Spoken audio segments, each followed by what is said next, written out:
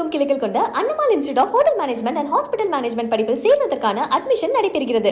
மூத்த பத்திரிகையாளர் திரு கோலாகல ஸ்ரீனிவாஸ் அவர்கள் இணைந்திருக்கிறார். சார் வணக்கம். மத்திய அமைச்சரவையில் யார் இடம்பெற போறாங்க அப்படின்ற உத்தேச பட்டியல் வெளியாகி இருக்கிறது. ஏன்னா பிரதமர் இன்னும் சற்று நேரத்தில் அவங்களுக்கு டீ பார்ட்டி கொடுக்க போறாரு. முதல்ல தமிழ்நாட்டுக்கு ஒரு இடம் தான், அது அண்ணாமலைக்கு அப்படின்ற முதல் கட்ட தகவல் வந்திருக்கு. அதுல உங்களுடைய பார்வை என்ன? அது எதிர்பார்க்கப்பட்டது. ஆனா அதோட இம்ப்ளைடு மீனிங் என்னன்னு புரிஞ்சுக்கணும். அண்ணாமலை மத்திய அமைச்சர் ஆகிறார்னா அப்படின்னா மாநில தலைமையில மாற்றம் ஏற்படும் அர்த்தம். ஏன்னா அங்க ஒரு தலைவர் ஒரு போஸ்ட். இப்ப சிவராஜ் சிங் சௌஹான அகில இந்திய தலைவரா வருவாருங்கிறாங்க. அவர் அங்க வந்தார்னா நிச்சயமா அவர் மத்திய அமைச்சர் ஆக மாட்டார். மத்திய அமைச்சர் அவர் ஆனானா பார்ட்டி லீடரா இருக்க மாட்டாரு. இப்ப ஜே.பி. நட்டாவே எம்பி தான். எம்பியா இருக்கிறப்போ அவர் பார்ட்டி பிரசிடென்டா இருந்தார். சோ கேபினெட்டுக்குள்ள வரவே இல்லை. அதனால ஒருவேளை அது அடுத்த தலைவரை போடுற வரைக்கும் கொஞ்சம் காலம் இருக்கலாம், சில மாதங்கள் இருக்கலாம், அதுல இருப்பாரு.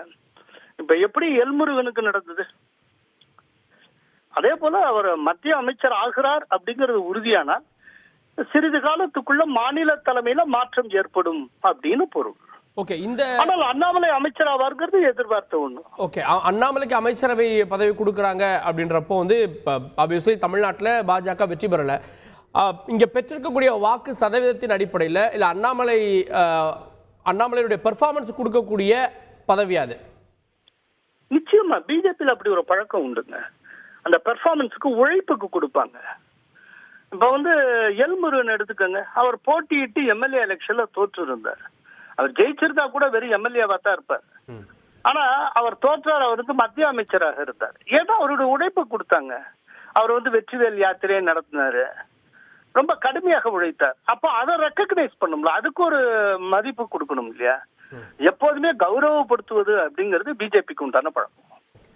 அதே போல மத்திய அமைச்சரவையில் பழைய அமைச்சர்கள் குறிப்பா அமித்ஷா, ராஜ்நாத் சிங், நிர்மலா சீதாராமன், பியூஷ் கோயல் இவங்கெல்லாம் இடம்பெற்றாலும் கூட துறைகள்ல மாற்றம் இருக்கும் அப்படின்றாங்க. நீங்க என்ன நினைக்கிறீங்க? குறிப்பா நிர்மலா சீதாராமனுக்கு நிதியமைச்சர் கிடைக்காத பார்வை நிறைய சொல்றாங்க. அதாவது நிர்மலா சீதாராமனுடைய பெரும்பாலான பட்ஜெட்டுகளை, கடைசியா போட்ட பட்ஜெட்டும் சரி, அதுக்கு முந்தின பட்ஜெட்டையும், அதுக்கு முந்தின பட்ஜெட்டை வரலாற்று சிறப்புமிக்க பட்ஜெட் அப்படின்னு பிரதமரே புகழ்ந்து இருக்கிறார். இதுவரைக்கும் நிர்மலா சீதாராமன் அதுவும் கடைசியா போட்ட 3 பட்ஜெட்ல பெரும் குறைகள் எதையும் யாரும் சொல்லல, மோசமான பட்ஜெட்னு யாருமே சொல்லல.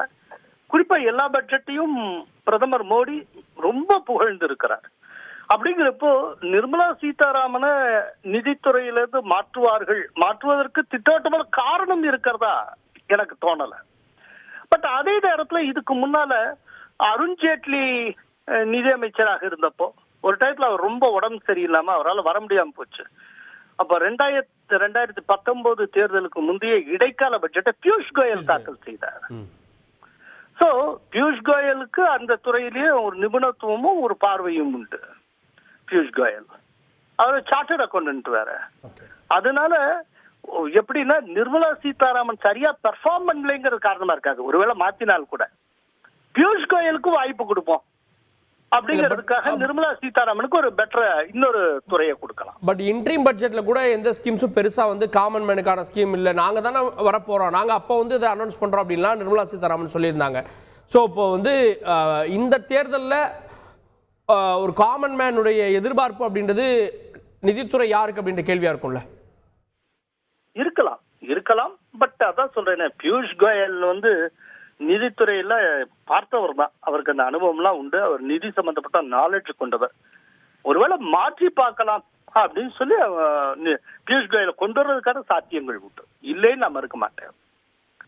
ஓகே, இந்த கூட்டணி கட்சிகளுடைய நிர்பந்தம் இதுக்கெல்லாம் எத்தனை இடங்கள் வரை கிடைக்க வாய்ப்பு இருக்குன்னு நினைக்கிறீங்க? நிர்பந்தம்னு ஒண்ணும் இல்ல, ஒருத்தருக்கு ஒருத்தர் இது பண்ணி, அதாவது எந்த நிர்பந்தமும் இல்லாமல் அவங்க ஃபுல் மெஜாரிட்டியோட பிஜேபி ஜெயிக்கிற காலங்கள்லயே அவர்கள் கேட்காமலேயே அமைச்சரவையில சேர்த்துக் கொள்வார்கள். எப்போதுமே ஒரு இன்க்ளூசிவா இருக்கணும். இதுக்கு முன்னாலையும் சரி, அதுக்கு முன்னால் 2014 டயத்துலயும் சரி ஃபுல் மெஜாரிட்டி பிஜேபி கிடைச்சது. கூட்டணி கட்சி கொடுத்தாகணுங்கிற அவசியம் இல்லை. ஆனால் கூட்டணி கட்சிக்கெல்லாம் எப்போதுமே கேபினெட்ல கொடுத்துருக்காங்க.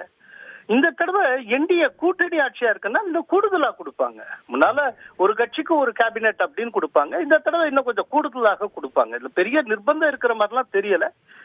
பட் தெலுங்கு தேசம், அவங்க வந்து கிளைம் பண்ணுவாங்க. நம்ம கேள்விப்பட்ட அளவுல அவங்க வந்து ஒரு 4 மினிஸ்டர்ஸ் போஸ்ட் கிளைம் பண்றதாக கேள்விப்பட்டோம். அதே போல சபாநாயகர் போஸ்ட் அவங்க கிளைம் பண்றதா நம்ம கேள்விப்படுறோம்.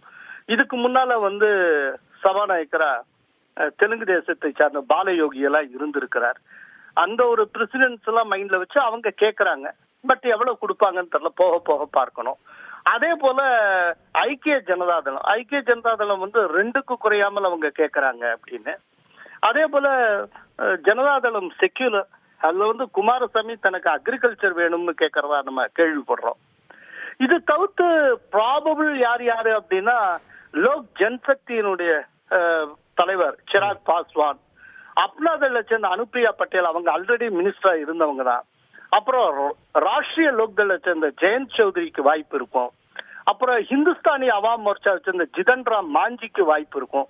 இப்படியெல்லாம் பல ப்ராப்ளம்ஸ் போகுது. பொறுத்திருந்து பார்க்கலாம். இன்னும் சற்று நேரத்தில் வந்து அந்த தேநீர் விருந்தில் யார் கலந்து கொள்கிறாங்கன்றதை வச்சே நம்ம கணித்து விட முடியும். இணைந்து உங்களுடைய பார்வைகளை பதிவு செய்ததற்கு நன்றி கோலாகல சீனிவாஸ். தமிழகம் எங்கும் கிளைகள் கொண்ட Annamal institute of hotel management and hospital management படிப்பில் சேர்வதற்கான அட்மிஷன் நடைபெறுகிறது.